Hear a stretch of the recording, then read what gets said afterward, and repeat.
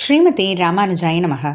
வசுதேவசுதம் தேவம் கம்சச்சாணூரமர்தனம் தேவகீ பரமானந்தம் கிருஷ்ணம் வந்தே ஜகத்குரும். நாள்தோறும் பகவத்கீதையில் இன்றைக்கு நம்ம அக்ஷர பரபிரம்ம யோகம்ன்ற 8வது அத்தியாயத்தினுடைய சுருக்கத்தை பார்க்க போகிறோம்.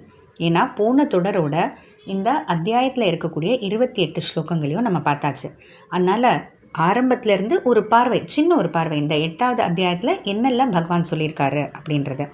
முதல்ல இந்த 8வது அத்தியாயத்திலேயே குறிப்பாக தன்னுடைய பக்தர்களில் இருக்கக்கூடிய அந்த வித்தியாசத்தை பற்றி சொல்லிட்டு வராரு பகவான். அதாவது தன்னை வேண்டி வரவங்களையே செல்வம் வேணும், ஐஸ்வர்யம் வேணும் அப்படின்னு வேண்டுற பக்தர்கள் தான் ஐஸ்வர்யார்த்திகள். அவங்களே ஆத்ம அனுபவம் மட்டுமே வேணும்னு வேண்டி வரவங்க கைவல்யார்த்திகள். இல்லை பகவான் கிட்ட நான் பகவானையே வேண்டணுன்றதுக்காக தான் வரேன்னு சொல்கிறவங்க தான் பக்தர்கள், ஞானிகள் அப்படின்ட்டு அந்த முதல்ல பக்தர்களுக்கு இருக்கக்கூடிய அந்த வித்தியாசத்தை சொல்கிறாரு. பிறகு ஐஸ்வர்யார்த்திகளாக இருக்கட்டும், கைவல்யார்த்திகளாக இருக்கட்டும், அவங்க தன்னுடைய வாழ்நாளில் எப்படி நடந்துக்கிறாங்க, என்ன கர்மங்கள் செய்கிறாங்க, கடைசி காலத்தில் அவங்க என்ன செய்யணும், இந்த பிறவை முடிஞ்ச பிறகு எப்படி அந்த மரண காலம் நெருங்கும் போதோ இல்லை அந்த மரண காலம் அந்த சமயத்தில் எப்படி நடந்துக்கணும், எப்படி இந்த உலகத்தை விட்டு புறப்படுறாங்க அப்படின்றதெல்லாம் பார்த்தோம். பிறகு பக்தர்கள் எப்படி நடந்துக்கிறாருன்னு சொல்லி கடைசி காலத்தில் எதை பற்றி நினச்சிக்கிட்டு நம்ம போகிறோமோ அதுவாகவே நம்ம பிறப்போம் அப்படின்ட்டு பகவான் சொல்கிறாரு.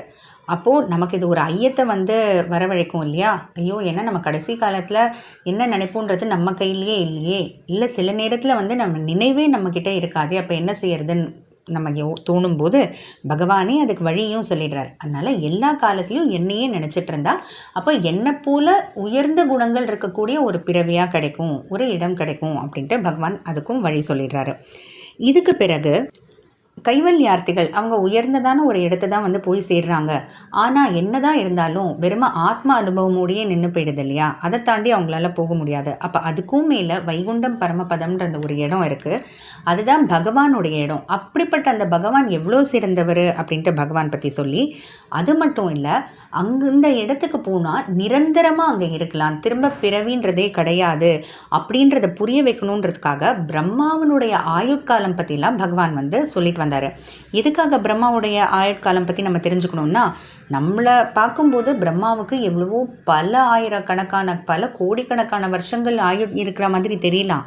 ஆனால் அவருக்கும் நிரந்தரம் அது கிடையாது. அவரும் அவருடைய ஆயுட்காலம் முடிஞ்ச பிறகு மீண்டும் பிறவி எடுக்கணும் அப்படின்றத புரிய வைக்கிறதுக்காக பிரம்மாவனுடைய ஆயுட்காலம் பற்றிலாம் சொல்லி, பிறகு பகவான் முக்கியமான 2 வழிகள் பற்றி சொல்கிறாரு. அதாவது முக்கியமான 2 வழிகள் எதுக்கான வழிகள் அப்படின்னா, நம்மளுடைய இந்த பிறவி முடிஞ்ச பிறகு நம்ம மேலுலகங்கள்லாம் போவோம் அப்படின்னு கேள்விப்பட்டிருப்போம் இல்லையா? அதாவது புண்ணியம் செஞ்சவங்களை பற்றி நம்ம இப்போ பேசிகிட்டு இருக்கோம். பாவம் செஞ்சால் நரகம்ன்றது வேறு விஷயம். புண்ணியம் செஞ்சவங்கள்லேயே மேலுலகங்கள்லாம் போவாங்க, சந்திரலோகம், பித்ருலோகம், வாயுலோகம்லாம். அப்போ அதுக்கே 2 வழிகள் உண்டு. அதில் ஒரு வழியாக போனால் திரும்ப பிறவி உண்டு. அதாவது அந்த உலகத்துக்கு போய் அங்கே சில காலம் கழித்து திரும்ப பிறவி எடுக்கணும். ஆனால் இன்னொரு வழியாக போனால் திரும்ப பிறவின்றதே கிடையாது, திரும்ப வருதல்ன்றதே கிடையாதுன்னு சொல்லி அதுக்கான 2 வழிகள் என்ன அப்படின்றத பகவான் விரிவாக சொன்னார். அர்ச்சிராதி மார்க்கம் இல்லை வெளுப்பு மார்க்கம்ன்றது ஒன்று. அது வழியாக போனால் தான் திரும்ப மீண்டும் பிறவின்றதே கிடையாது. ஏன்னா அது வழியாக போனால் நம்ம மிக உயர்ந்ததான வைகுண்டம்ன்ற அந்த பரமபதம்ன்ற அந்த இடத்துக்கே நம்ம போய் சேர்றோன்றதுனால. பிறகு இன்னொரு மார்க்கம் தான் தூமாதி மார்க்கம். அது வழியாக போனால் நம்ம சந்திரலோகம், வாயுலோகம், ஆகாசலோகம், இந்த லோகம்லாம் போவோம். ஆனால் போயிட்டு அங்கே சில காலம் கழிஞ்ச பிறகு மீண்டும் பிறவி எடுக்கிற மாதிரி தான் இருக்கும் அப்படின்னு சொல்லி, ஆனால் இந்த 2 வழிகளில் நீ எப்போதும் அர்ச்சிராதி மார்க்கத்தையே நினைக்கக்கூடிய ஒரு யோகியா ஆவாய் அர்ஜுனா அப்படின்ட்டு பகவான் அர்ஜுனனுக்கு எடுத்து சொல்லி, ஏன்னா அப்படிப்பட்ட ஒரு யோகி தான் யாகங்களில், தபஸ்னால், இல்லை தானங்கள்னால, வேதங்கள்லாம் சொல்லப்பட்டிருக்கக்கூடிய இந்த விஷயங்கள்லாம் செஞ்சு என்ன புண்ணியம் கிடைக்குமோ அந்த புண்ணியத்தெல்லாம் தாண்டி நிற்கக்கூடிய ஒரு யோகி ஆகலாம். எப்படிப்பட்ட ஒரு யோகி? எப்போதும் இந்த அர்ச்சிராதி மார்க்கத்தையே நினச்சிக்கிட்டு, இந்த அர்ச்சிராதி மார்க்கம் வழியாக போய் பகவான் பரமாத்மாவையே அடைய போகிறோன்னு நினச்சிட்டு இருக்கக்கூடிய அப்படிப்பட்ட ஒரு யோகி இந்த புண்ணியங்களெல்லாம் தாண்டி நிற்கிறது மட்டும் இல்லை, அப்படிப்பட்ட அந்த உயர்ந்ததான அந்த ஸ்தானத்தையே அடையிறாங்கன்னு சொல்லி இந்த அத்தியாயத்தை பகவான் முடிச்சிருக்காரு. ஜெய் ஸ்ரீ கிருஷ்ணா.